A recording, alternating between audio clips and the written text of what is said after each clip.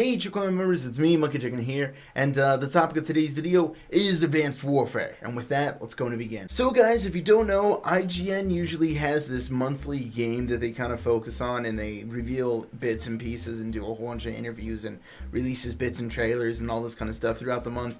And well, this month of September is going to be for Advanced Warfare. And they announced that sometime during this month, of course they don't tell us the date, they're going to be releasing the exclusive footage for what the co-op is going to be for Advanced Warfare.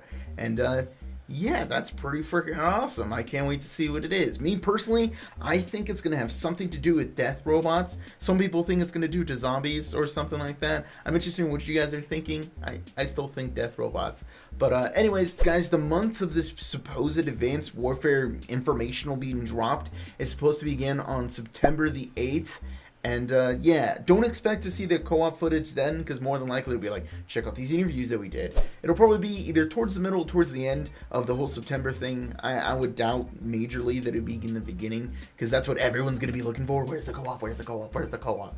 And yeah, it'd be foolish of them to release the, the cake, bring out the cake first. So yeah, expect it later in September, and we'll find out what the co-op is, if it's Massive Mix or something. So next, Michael Condrey officially announced the field orders are not going to be a thing in Advanced Warfare. And the reason why I feel this is newsworthy is they talked a lot about player activations in the trailers, especially in the prison map. I don't exactly remember the name. Hell, I don't remember half the ghost names for the maps. Anyways, they said it was me like player activated for like the prisoner targeting system to like activate. This way you see blue lines for your enemies and you can shoot them and stuff. And there was like there were a whole bunch of talk about player activation. There were like interactive maps and all this kind of stuff. Hopefully it's better than Ghost. Seems like it will be. Anyways, the reason why I say, once again, this is newsworthy, is if this is going to be player-acted stuff, maybe it's going to cause a lot more Easter eggs. Like you got to use your jetpacks to get onto a roof, and then you break into a guard tower, and you hit this button, and then that's how I do it. So maybe there will be a lot more Easter eggs in these multiplayer maps. It'll add a lot more depth to them and make them a lot cooler. So yeah, I'm pretty interested to see how all this player activation is going to happen without field orders. The last thing that we're going to be talking about is something that Michael Condrey said about supply drops.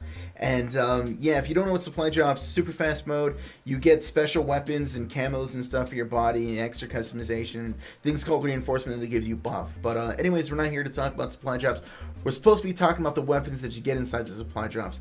And he said that some of these weapons are going to have attachments on them, and the weapons that you get from these supply drops with the weapons or with the attachments locked to the weapons, there we go, that's the right way to say it, do not count to your pick 13 system. So technically you have pick 14, but since one of your attachments aren't a choice, it's only pick 13.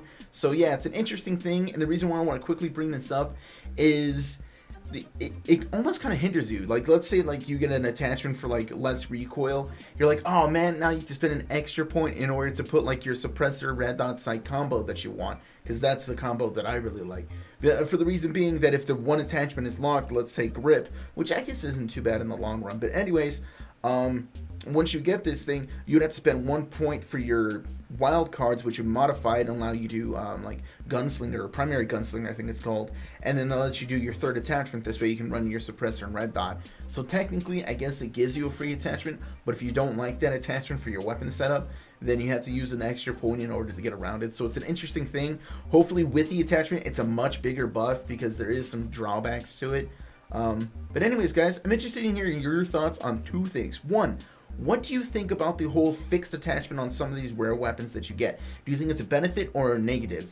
And lastly, what do you think the co-op mode is going to be? I truly think it's going to be some kind of mech thing that's like a horde mode in some way. I hope to God they don't go back to Spec Ops, because that's just overdone in the Modern Warfare series. Get that shit out of here. It's so garbage.